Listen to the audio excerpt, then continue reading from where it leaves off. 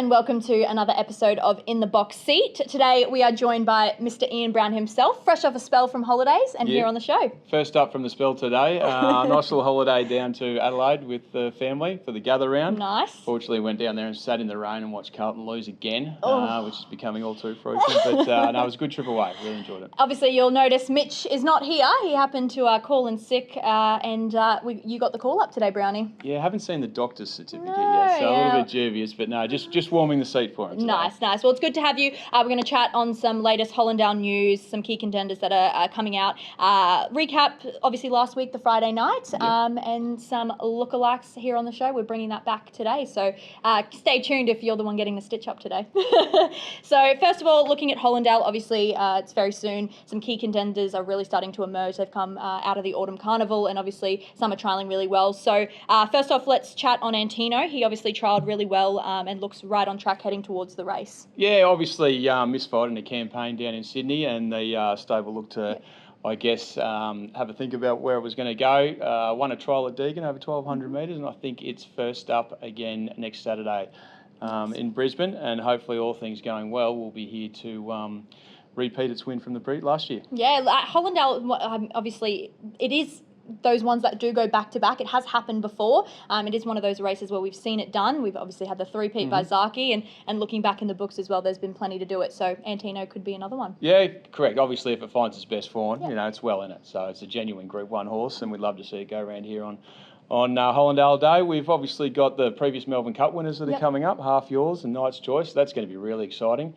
Knight's Choice has been a little bit in and out with some, I guess, illnesses and injuries, so excited to see how it comes back, but Half Yours looks to be lining up really well. It returns in the all-age stakes actually on Saturday. So. And I don't think, we could say with any of the races that you would have had two Melbourne Cup winners kind of targeting that. So for Hollindale, them to be here would be incredible. So we're really hoping that does happen. Another one that had an impressive win in the Queen of the Turf, Idle Flyer, which really stamped her credentials. Yeah, it was a great win. Great ride from Zach Lloyd too. So hopefully Zach follows it up and is up here for the Carnival. Idle Flyer was a really good win the other day, so looking forward to it.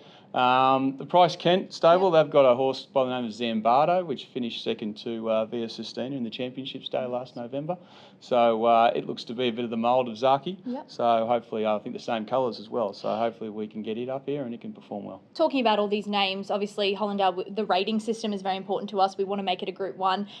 Just hearing these names rattled out, how does it look, the rating system? Is it looking like, maybe that Group 1 is in the future of the race? Look, if all those horses come, then it will rate as a genuine Group 1 race.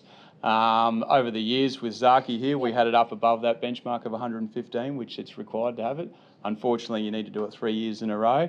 And I think the third year Zaki went up at the Sunshine Coast. It was a wet track. We'd had a couple of good horses miss placings that probably would have got at that 115 rating for the third year. So we've had to reset, but if we get horses like we've just listed here today up here on that day, then it'll certainly rate that way. And the other good race, well, there's a number of good races on the day, but the Bracelet, it's been rating as a Group 2 race over the last few years. So if we can get the patent committee together, we'd like to see that one upgraded from a Group 3 to a Group 2. And one a little closer to home, Miss Jolene continued her strong form with another win last Saturday as well. So looking towards that race as well. Yeah, obviously been a great performer here. I think it's won the wave on 2 occasions, is it? And looking to get it here on Hollindale. Obviously the owners, Darren Wilson, big supporter of the club, so we'd love to see it perform well on the day. And obviously, like you just said, the support card of races that we've got, there are plenty. The whole day is filled with incredible races. So the Hollindale itself will obviously be filled with some incredible horses, but I'm sure those support cards will also back up with some pretty 100%. As I said, the Bracelet's always a great race. The Ken Russell, 2-year-olds looking to head towards the JJ Atkins path. So number of good races on the day, and I think with the likes of Knight's Choice and Half Yours, it's a good opportunity for the locals to get out here and see genuine Melbourne Cup winners. The jockeys are sure to follow. Jamie Mellon will be up here. As I said, Zach Lloyd, no doubt James McDonald and the rest. So great opportunity to get out here and see some good horses and good jockeys. Now, one thing I started on the show last week is I did some research and I was looking up my Hollindale fun facts, looking over the years and kind of seeing what some impressive things I could rattle off here to Mitch, and I tested him last week and he didn't quite get it. But one this week I'll do for you, obviously, which horse in the Hollindale won by the largest margin? And I think this one might be a little bit easy for you as it's the most well-known. What is it? Might and Power. Might and Power, that's the one. Won by the largest margins. There has been a few in the race that have obviously dominated by huge lengths, but Might and Power has stuck as number one, and obviously I think that might be one of the most incredible. So much that the previous committee named a bar after it here Absolutely. on track, so the Might and Power bar. But it would have been a great day to be here on that day, watching Might and Power go around. I've been fortunate to see some good horses like Black Caviar and the likes go around, but Might and Power winning by that distance here at the Gold Coast would have been a fun day to be here. Absolutely. Just a little recap from last week. We obviously held a night meeting here on track on Friday night. It was obviously, as we said, a bit more of a lower key, standard race night here for us, but the crowds were still here, and it looked to be an incredible day, and I think I can't speak for it because I wasn't here myself. I was drinking red wine down the Barossa Valley, but watching it on TV under lights, it did look good. I thought, with the rail out 7 metres, the track played really fairly.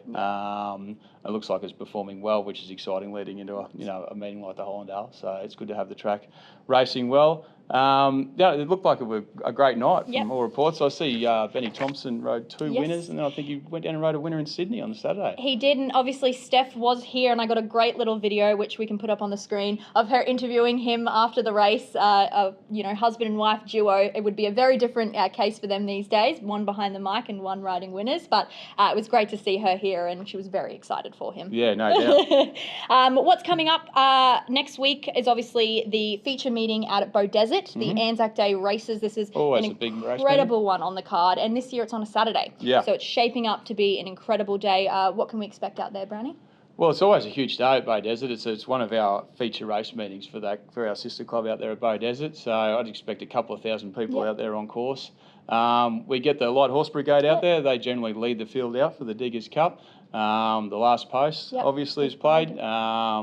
It should be a big day. We're looking forward to it. If you do want to head along, entry is just $10 per person. For any servicemen or women, we open up the gates free for you, and we want you to just come enjoy the day, and obviously children and pensioners are free as well. So head to gctc.com.au, you can pick up your tickets, get along. It'll be an incredible day on all accounts. And then obviously we've already spoken about Hollindale, which is coming up on May 9th, so pick up your tickets as well. And then straight after that, we roll into our feature night meeting on May 22nd, Silks Under the Stars, featuring the $1 million Magic Millions National 2-Year-Old Classic. So plenty happening. Lots going on. No rest for the wicked. So head to gctc.com.au and pick one of the days and get along.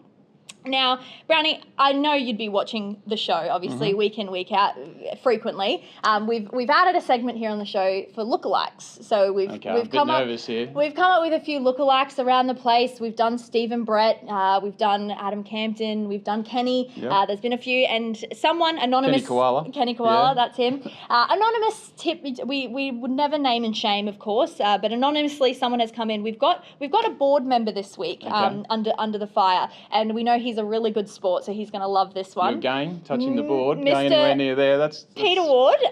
He knows he's my favourite, so he can't get mad at me for this one, and it didn't come from me, I can promise you that. You've just got 8 other board members who are going to be upset with you now. Correct, so. That's okay, as long as Peter's not upset. We've got his lookalike as Elmer Fudd. That one's come through. Elmer Fudd, that one's very come good. Through our door, and you know what? I can see the resemblance. Yep. I can. So Pete, please don't be mad at me. I'll buy you a drink for that one next time I see you.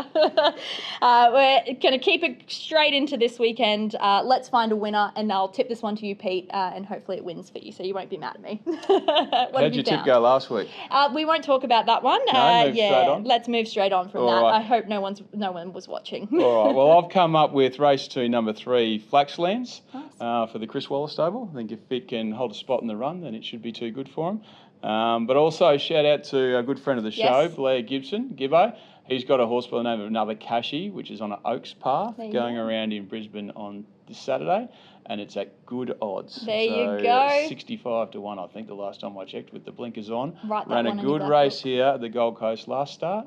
First up, 1200, White Alley, got back, ran on. So there you go. Keep an eye out for it. And obviously in that same field, head to Gibbo's tips and find all of his tips for the weekend as well in there. I have found one, race 3, number 8, Texas, for the Gollan stable. Bella Youngbury aboard, came second last start and third in a trial, so I think it's ready to win a race. So there you go. That is our tips for the weekend. Obviously a big recap. Brownie, thank you very much for stepping into Mitch's shoes today and being on the show. Thanks for having me. Not leaving me all alone. And we look forward to seeing you next week on In the Box Seat.